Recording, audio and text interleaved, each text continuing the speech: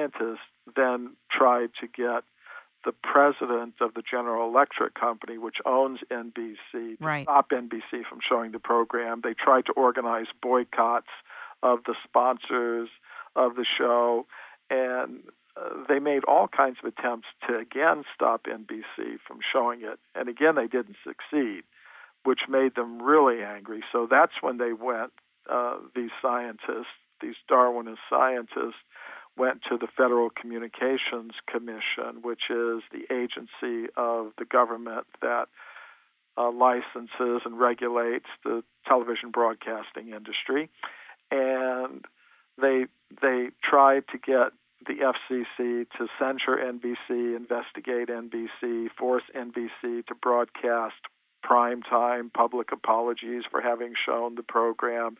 They also wanted the FCC to fine NBC millions of dollars for having shown the program. Frightening. Absolutely frightening. It means there's a lockdown on antiquity, isn't there? Well, yes, it does show that there's a lot at stake here. And now I'm happy to say that the government didn't do any of those things. The FCC didn't do any of those things. But I think it's really important to understand that there was an organized effort by scientists to support the Darwinian theory of evolution to do all these things. What are they afraid of aside from being wrong? Well, I think what they're afraid of is new theories of human origins that would have a spiritual component to them, because most of the alternatives to the Darwinian theory of evolution involve some kind of higher intelligence having something to do with the origin of species on this planet. There's the alternative theories tend to involve non-material principles, so they really don't like that. And there's actually quite a bit at stake here. The goals that we set for ourselves individually and collectively depend to a large extent on our concept of self, who we think we are. For example, if I think I'm an American man, that's how I behave, because that's my identity. So through the monopoly they have in the education system, the Darwinists have been able to dictate to people their sense of identity, and they've been giving them a very materialistic concept of self. They tell people, like in the words of Richard Dawkins, a very famous evolutionist, we are robot chemical machines designed to preserve the selfish molecules known as genes. So, according to this view, we're just machines made of matter. We're robot chemical vehicles in competition with other robot chemical vehicles for survival. It's a very materialistic concept of the self. And if under the influence of this, it's no surprise that most people in the world today think that to produce and consume more and more material things is the main purpose of human life. And this generates a lot of wealth, but it also generates environmental degradation, misery on top of it, financial crises, intense conflict for the control of material resources. But there's a tremendous amount of wealth being generated, and there are forces in society that don't want to see that change.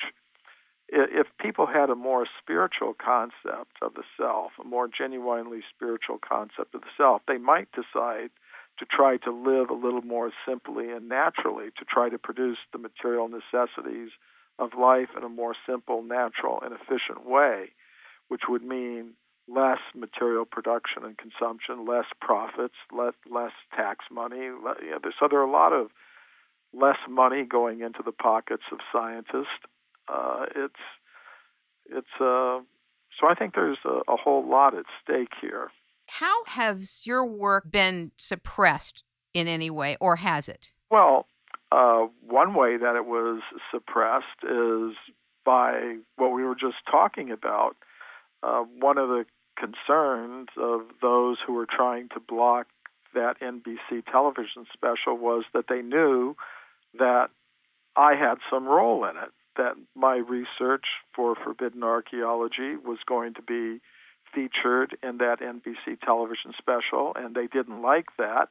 And that's one reason why they tried to suppress that show. So that's one example of it. There are other examples. My books are now in about 20 different languages, so I get invitations to speak at universities all over the world. So a few years ago, I was invited to Russia, and I lectured in universities all over Russia. And in one city, professors from the university had invited me to speak. It was the Tyumen State University in Russia.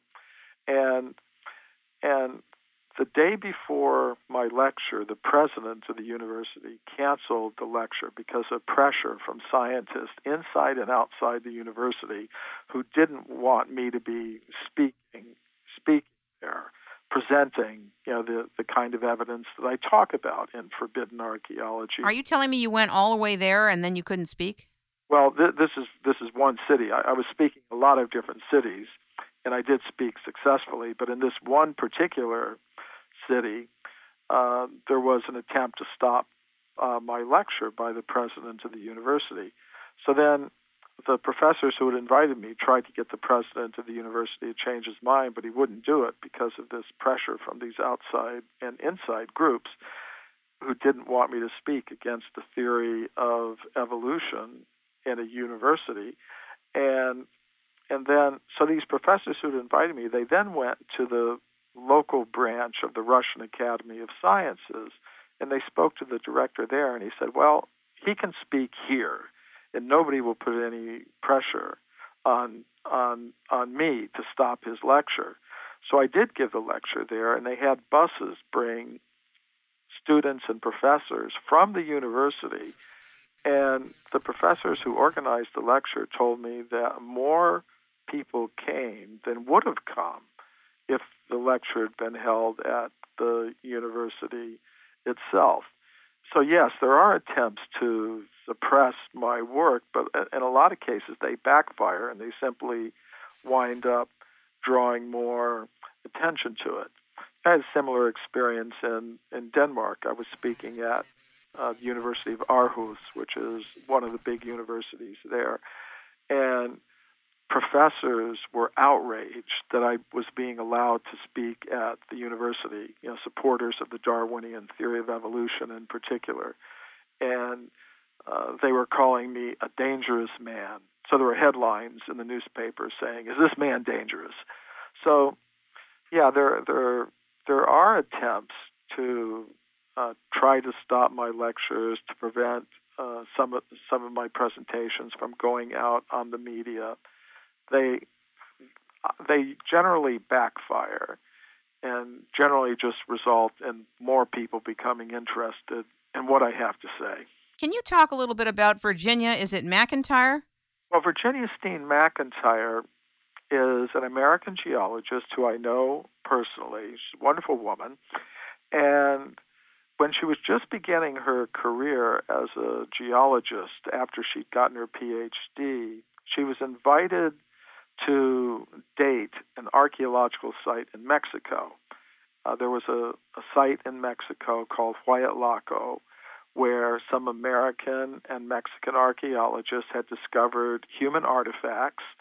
And, of course, they wanted to know how old these things were.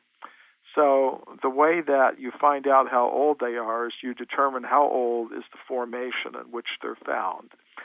So they called in a team of geologists, including Virginia McIntyre, to do this. So Virginia McIntyre and her colleagues used 4 different scientific methods to date the site, and they came up with an age of over 250,000 years.